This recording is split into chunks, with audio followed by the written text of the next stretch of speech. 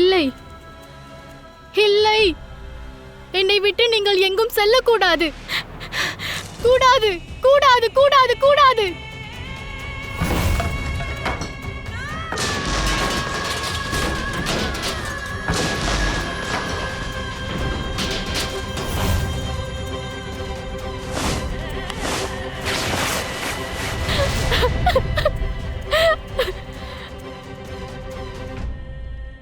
அன்பு என்பது ஓர் உணர்வாகும்.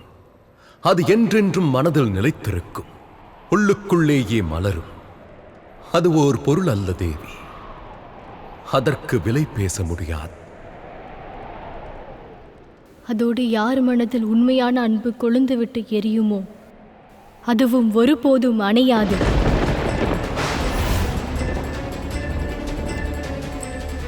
உங்களுக்காக என்னுடைய மனதில் உள்ள பக்தி எந்த அளவு உண்மையோ அதே அளவு வெங்கடேசன் மீது வைத்திருக்கும் அன்பும் உண்மையே. என் அன்பின் படகை நீங்கள் தான் ஓட்டி செல்ல போகிறீர்கள். என்னுடைய உணர்வென்னும் நீரோட்டத்தில் என் படகை நீங்கள் ஓட்டி செல்ல போகிறீர்கள். என்னுடைய வெங்கடேசனை நீங்கள் சந்திக்க வைப்பீர்கள் நாராயணரே.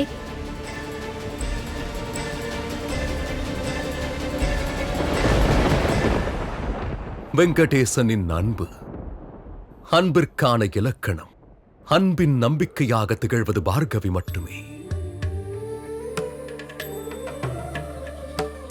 இந்த பிறப்பு பார்கவிக்காக, என் அன்பும் அவளுக்காக.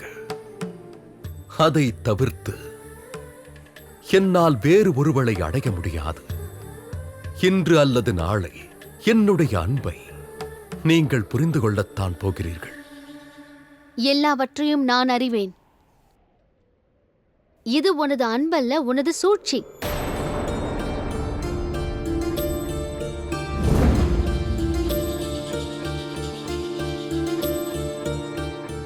அதோடு நீங்கள் கூறினீர்களே, அதை தெரியாமல் கூறினீர்களா இல்லை வேண்டுமென்றே கூறினீர்களா? என்னுடைய அன்பின் மீது ஆணை, என்னுடைய இந்த உண்மையான அன்பு தங்களை இங்கு அழைத்து வரும் என்று நான் அறியவில்லை. என் உத்தேசத்தின் மீது ஆணையாக சொல்கிறேன், நான் இங்கே தங்களை சந்திக்க வரவில்லை. அப்படியா? இன்று தங்களுக்கு விவாகமாயிற்று. அதோடு உங்கள் தந்தையார் இந்நேரம் ராஜகுமாரன் வாசுவை அழைத்து வந்திருப்பாரே. இருந்தாலும் மாப்பிள்ளை அங்கே, பெண் இங்கே. என்ன காரணம்? அல்லது ஒருவேளை வருங்கால மணப்பெண்ணுக்கு மாப்பிள்ளையின் குணம் அல்லது மனம் பிடிக்காமல் போயிருக்கலாம். நீ நீ நீ ஒரு வேஷதாரி, ஏமாற்றுக்காரன். என்னுடைய மனதை நீ எவ்வாறு அறிந்து கொள்கிறாய்? யார் நாராயணனின் பக்தனோ அவனுக்கு மனதில் உள்ள அனைத்து விஷயங்களும் தானாக தெரிந்துவிடும். இதோ பார். ஆம், நான் நன்கு அறிவேன். நாராயணன் பெயர் தங்களுக்கு பிடிக்காது. ஆனால் இதையும் புரிந்து கொள்ளுங்கள், யாரை நாம் மனதார நேசிக்கின்றோமோ அவர்கள் மனதில் என்ன நினைத்தாலும் அது நம் மனதிற்கு தானாக தெரிந்துவிடும்.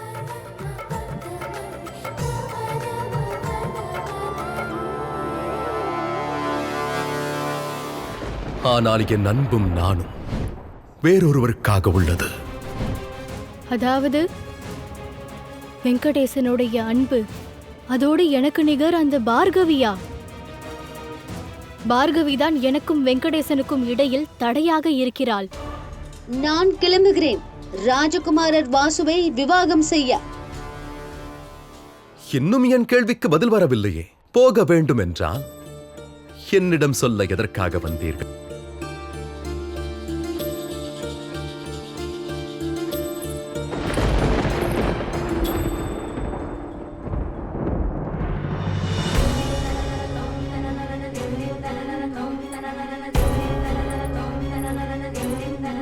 ஆனால் எனக்கு பதில் கிடைத்து விட்டது வெங்கடேஷா. இவர்களோ உங்கள் அன்பை உதாசீனப்படுத்திவிட்டு செல்கிறார். இவருக்காக நீங்கள் என் அன்பை நிராகரித்து விட்டீர்களே. உங்களுக்கு சொந்தமில்லை என்று தெரிந்த பிறகு அவர்களை நேசிப்பதால் என்ன கிடைக்கும்? கிடைப்பதற்காக நேசிப்பதில்லை. அன்பின் அர்த்தமே அந்த அன்பில் ஆழ்ந்து விடுவதாகும். அதோடு பார்கவி மறுப்பதினால் என் அன்பு இங்கு தோற்றுப் போவதும் இல்லை. இவள் சிறு வயதிலிருந்தே ஓர் விசித்திரமான பந்தத்தில் இணைக்கப்பட்டிருக்கிறாள். பார்கவி ஒரு அப்பாவி. யாரை நேசிப்பதென்று பாவம் இவளுக்கு தெரியாது. அதோடு யாரை விவாகம்? போதும், நிறுத்து. அதிகமாக பேசாதே. நான் அனைத்தையும் அறிவேன். யார் எனக்கு தகுதியானவர், யார் இல்லை என்று எனக்கு தெரியும். அப்படியென்றால் தங்களுக்கு இது தெரியுமா?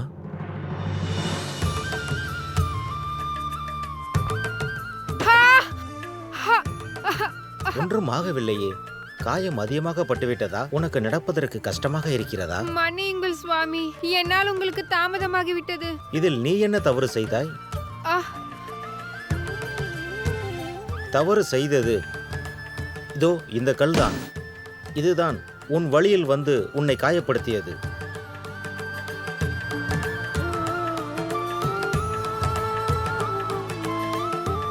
தாமதமானால் பரவாயில்லை. உன் பாதத்தில் அடிபட்டுள்ளது, என் கரங்களில் இல்லையே.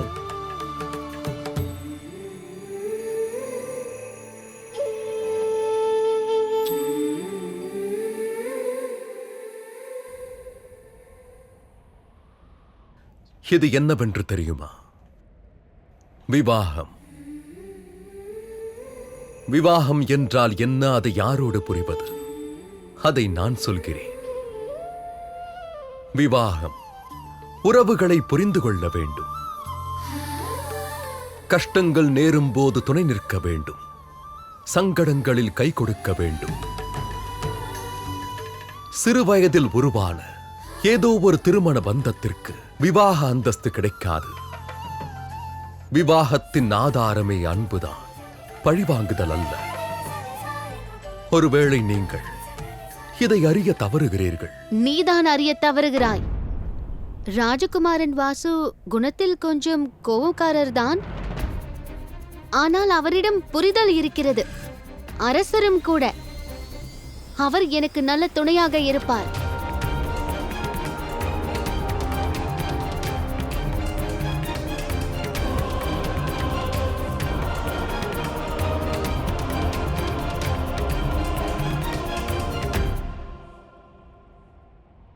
இவர் விவாகம் செய்வதற்கு போய்விட்டார். இவர் உங்கள் அன்பையும் பார்க்கவில்லை, உங்கள் வார்த்தையையும் கேட்கவில்லை. அப்படி இருக்கும்போது ஏன் அவருக்காக காத்திருக்கிறீர்கள்? என்னை விவாகம் செய்து கொள்ளுங்கள். நீங்கள் கூறுவதை கேட்க நான் தயாராக இருக்கிறேன். உங்களை என் வாழ்க்கையில் கொண்டு வர நான் இங்கே தயாராக இருக்கிறேன். பார்கவிக்காக ஒன்று என்ன, பல ஜென்மங்களுக்கு காத்திருக்க நான் தயாராக உள்ளேன்.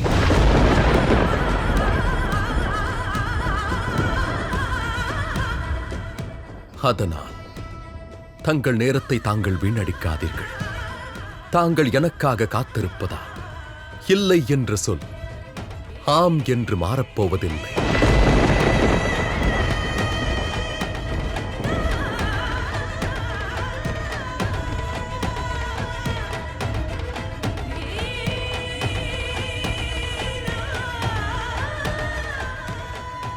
காலம் முழுவதும் என்னால் காத்திருக்க முடியாது வெங்கடேஷா. ஒன்று நீங்கள் என்னை ஏற்றுக்கொள்ள வேண்டும், இல்லை நான் மரணத்தை ஏற்றுக்கொள்வேன்.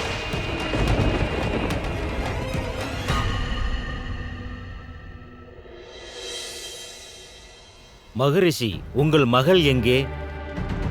சிறுவயதில் பிடிவாதம் பிடித்திருப்பார். உங்கள் அன்பானது அவரை அதிகரிக்க வைத்திருக்கும். இதோ வந்து விட்டாள் பார்கவி.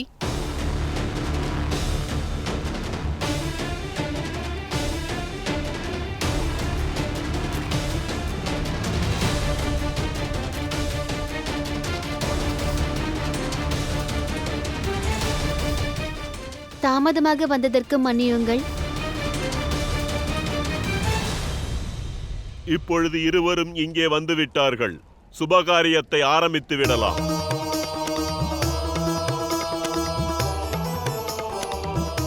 உன் கரங்களை கழுவிக்கொள். பிறகு ராஜகுமாரனோடு மகாதேவருக்கு அபிஷேகம் செய்து அவரிடம் ஆசீர்வாதம் பெற